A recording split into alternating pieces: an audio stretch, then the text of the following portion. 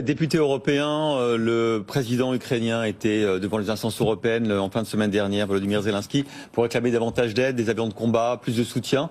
Est-ce que vous comprenez sa demande et est-ce que vous l'approuvez? Je la comprends parce que l'intérêt de l'Ukraine, c'est de nous entraîner dans la guerre. Qui peut croire une seule seconde? La guerre russe contre l'Ukraine, vous Absolument. Qui peut croire une seule seconde que l'Ukraine peut gagner la guerre tout seul? Personne. Et donc, en réalité, Volodymyr Zelensky fait son boulot. Mais il a raison, non?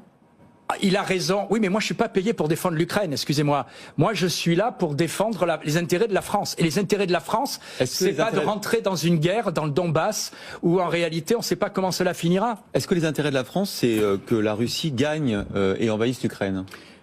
Non, mais pas plus que l'intérêt de la France, c'est qu'au Yémen il y ait une guerre, au Karabakh. Oui, d'accord, mais pourquoi on choisit nos guerres? Est-ce que si notre intérêt c'est que l'Ukraine ne soit pas envahie par la Russie, il faut bien à un moment donné qu'on aide l'Ukraine à résister. Donc vous voulez qu'on rentre en guerre? Je vous pose la question. Non, mais il faut aller jusqu'au bout de la logique. J'aime bien votre question parce que, en réalité, qu'est-ce que je dis? Monsieur Zelensky fait son marché, demande des armes.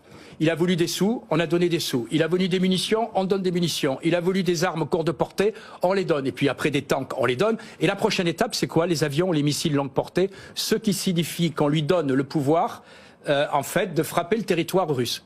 Voilà. Vous ne pensez pas que la Russie, à un moment, va rester éternellement sans réagir? Mais nous n'avons pas de camp à choisir. Attendez, moi, mon camp, c'est la France. Voilà, aujourd'hui, je dis que dans ce conflit-là... Non mais d'accord, une fois qu'on a dit ça, d'abord, on peut se poser la question de pourquoi on en est arrivé là.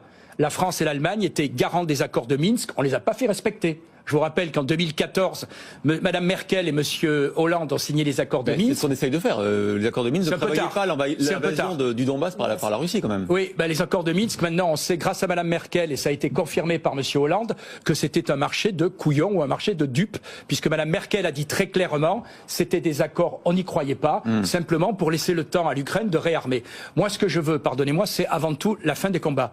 Je pense que l'intérêt de la France aujourd'hui, c'est... Comme d'abord, l'intérêt du monde entier, c'est d'avoir une fin des combats, une négociation. Donc sur la ligne de front actuelle, par exemple? Un cessez-le-feu, c'est déjà sur la ligne de front actuelle. Après, on discute. Voilà. Mais aujourd'hui, toujours plus d'armes. La prochaine étape, c'est quoi? C'est de nous dire, on voudra vos soldats, on voudra vos enfants. Voilà. Qui est prêt à mourir pour le Donbass? Voilà, c'est pas notre guerre. Je suis désolé. J'admire le président Zelensky parce que je trouve qu'il a une énergie pour défendre son État et il est très convaincant.